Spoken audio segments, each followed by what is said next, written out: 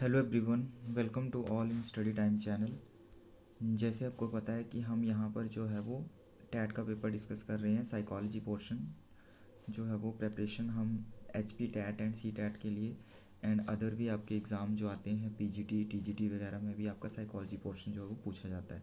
तो डेली आपको जो है वो एक वीडियो जो है वो लेक्चर प्रोवाइड करवाया जाता है MCQs based and with explanation. तो उसी के नेक्स्ट क्वेश्चन आज हम करेंगे। तो चलिए स्टार्ट करते हैं। 21st क्वेश्चन है, learning brings change in behaviour of dash. अधिगम किसके व्यवहार में बदलाव लाता है? तो लर्निंग जो है वो आपका स्टूडेंट के बिहेवियर में भी चेंज लाता है, ह्यूमन बीइंग ऑल के बिहेवियर में भी, एंड नन तो आएगा नहीं। ठीक है, एवरी ऑर्गेनिज्म। तो अगर हम बात करें ना, यहाँ पर हम किसी एक को सिलेक्ट नहीं कर सकते। यहाँ पर कि हर जीव, मतलब कि जो भी कुछ सीखेगा, चाहे कोई भी एवरी ऑर्गेनिज्म है, तो हर जीव के व्यवहार में जो है लर्निंग जो है वो क्या लाती है? चेंज लाती है। ठीक है, बिहेवियर में चेंज लाती है। तो एवरी ऑर्गेनिज्म।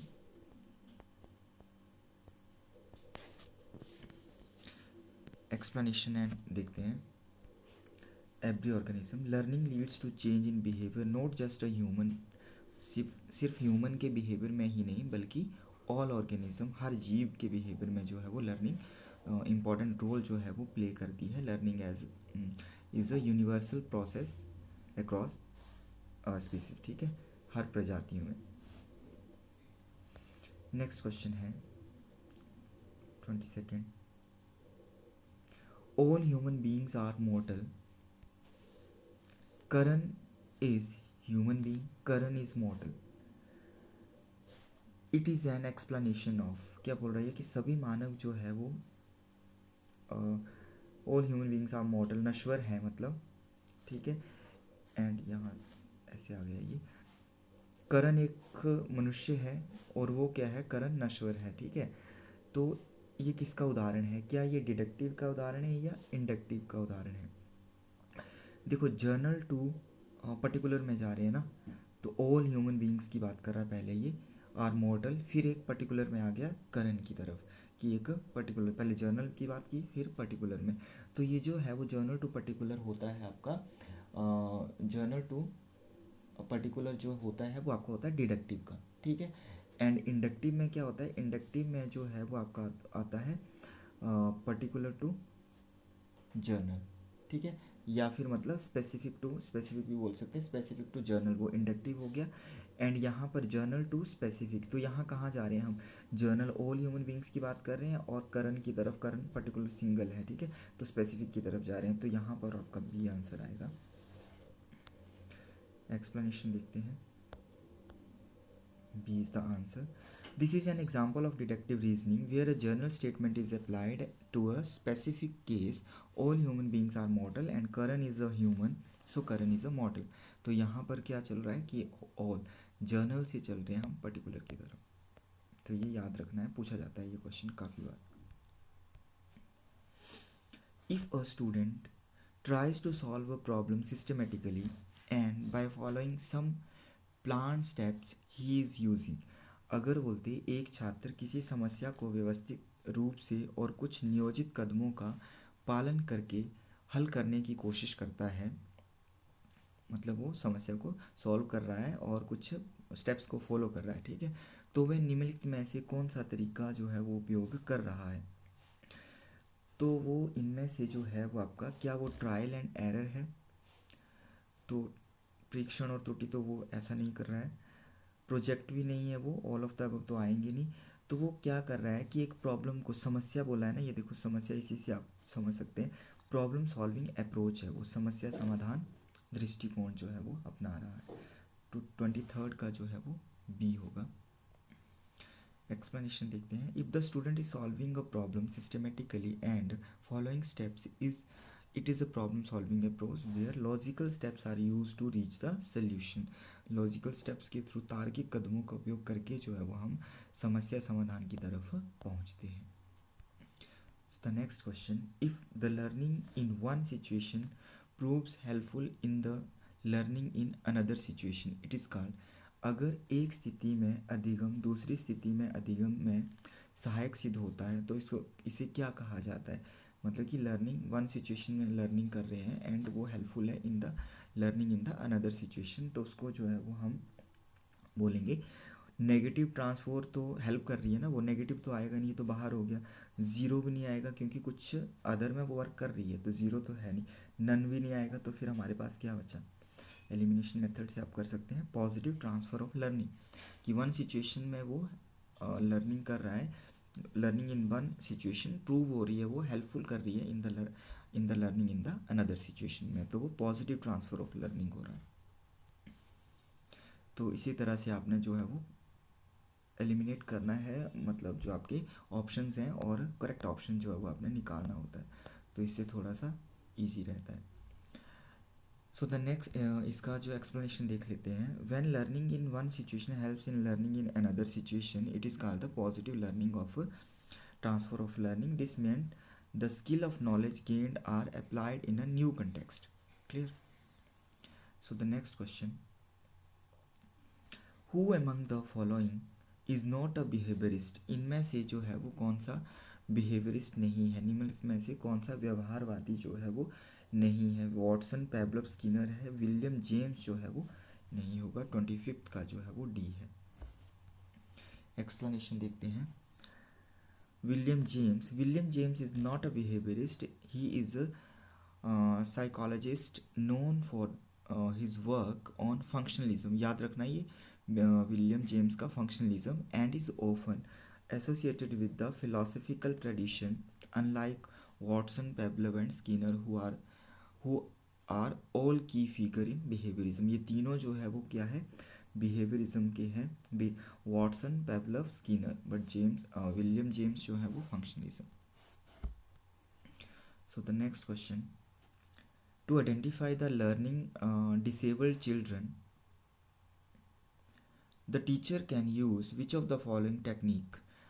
जो आपके मतलब लर्निंग डिसेबल्ड चिल्ड्रन होते हैं, ठीक है, उनको निम्नलिखित में से कौन सा तकनीक का उपयोग कर सकते हैं ताकि लर्निंग डिसेबल्ड बच्चे जो है उनकी पहचान कर सकें? टू आइडेंटिफाई करना है लर्निंग डिसेबल्ड चिल्ड्रन को, तो टीचर जो है वो कौन सी टेक्निक का यूज़ करेगा? तो वो करेगा ऑब्जर्वेशन भी वो कर सकता है, डायग्नोस्टिक टेस्ट भी वो कर सकता है, एंड इंटरव्यू टेस्ट भी वो कर सकता है। It is a repeated question, previous हमने क्वेश्चन डिस्कस किया था उसमें भी ये आया हुआ था, तो जनरली क्वेश्चन रिपीटेड रहते हैं। आप अच्छे से जो है वो प्रेपरेशन करेंगे और हर रोज़ लेक्चर देखा करेंगे तो आपका 30/30 जो है वो आप साइकोलॉजी में स्कोर करेंगे। 26 का जो है वो आपका ऑल ऑफ द अबव होगा।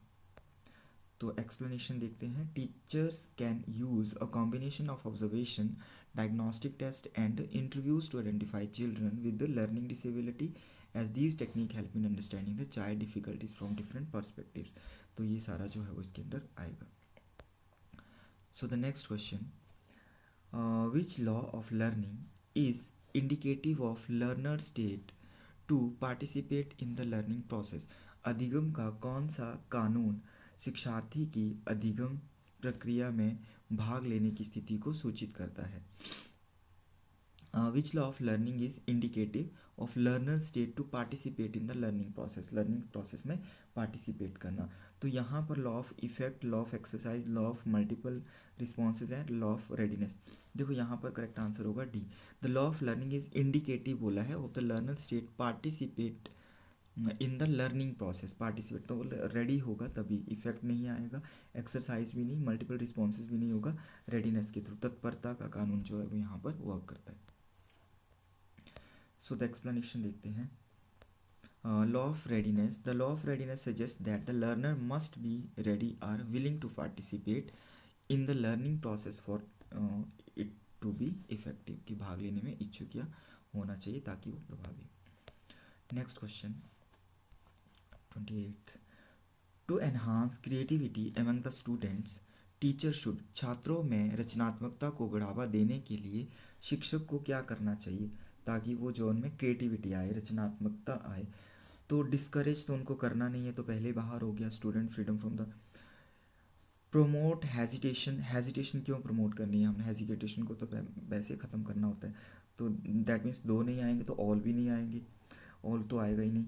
एंड फिर क्या हमारे पास बचा, यूज़ ब्रेन स्टॉर्मिंग टेक्निक। तो आपका आंसर होगा ब्रेन स्टॉर्मिंग टेक्निक, मतलब अलग अलग आइडियाज़ लेना बच्चों से, कि हर एक बच्चे को जो है वो उसमें इंक्लूड करना। तो ब्रेन स्टॉर्मिंग मतलब आइडियाज़ जो है वो लेना, और यूज़ ब्रेन स्टॉर्मिंग टेक्निक जो है वो इसमें आएगा। तो रचनात्मकता को बढ़ावा देने के लिए शिक्षक को ब्रेन स्टॉर्मिंग टेक्निक का यूज़ करना चाहिए। नेक्स्ट देखते हैं ज़रा इसकी explanation. To enhance creativity a teacher should encourage free thinking and ideas. Brainstorming, free thinking and ideas कैसे आएंगे, उनकी थिंकिंग और आइडियाज़ को हम जो है वो कंसीडर करेंगे। Then brainstorming is a technique that help student think creativity without fear and hesitation. तो ये चीज़ें नहीं होनी चाहिए। So the next question, reward is an example of, इनाम जो है वो किसका एग्जाम्पल है।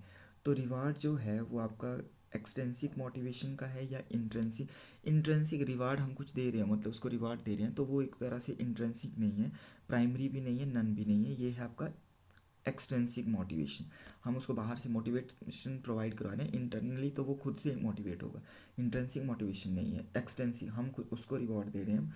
Teacher is giving reward to the students, that means कि जो मोटिवेशन वर्क कर रही है यहाँ पर एक्सटेंसिक मोटिवेशन जो है वो वर्क कर रही है। So the answer is a. Explanation देखते हैं। Extrinsic motivation, a reward is an example of extrinsic motivation because it is an example factor that encourages a person to perform a task or behavior. Next question, which of the following is not included in the process of memorisation. निम्नलिखित में से कौन सा स्मरण की प्रक्रिया में सहायक में शामिल नहीं है। स्मरण मतलब कि मेमोराइजेशन, तो मेमोराइजेशन में कौन सा नहीं होगा। रिकॉल करना, पुनः स्मरण करना, ये मेमोराइजेशन होता है, डेफिनेटली होता है। रिटेंशन करना, स्मरण रखन, मतलब रिटेंशन भी होता है। लर्निंग भी, अधिगम भी आपका जो है वो प्रोसेस ऑफ मेमोराइजेशन में है। रिकंस्ट्रक्शन, पुनः निर्माण, पुनः निर्माण उसका हम जो है वो मेमोराइजेशन नहीं कर रहे हैं, उसके बाद हम रिकंस्ट्रक्शन कर रहे हैं। तो that means which of the following is not included in the process of memorization. C is the correct answer, note में सी होगा यहाँ पे। एक्सप्लेनेशन देखते हैं। Reconstruction is not a part of memorization. Memorization typically involves recall and retention. क्या रहता है उसमें, उसमें रहता है पुनः स्मरण और स्मरण रखन, recall and retention, while reconstruction refers to piecing together memories or information। ठीक है, तो पुनर्निर्माण यादों या जानकारी को जोड़ने से संबंधित है।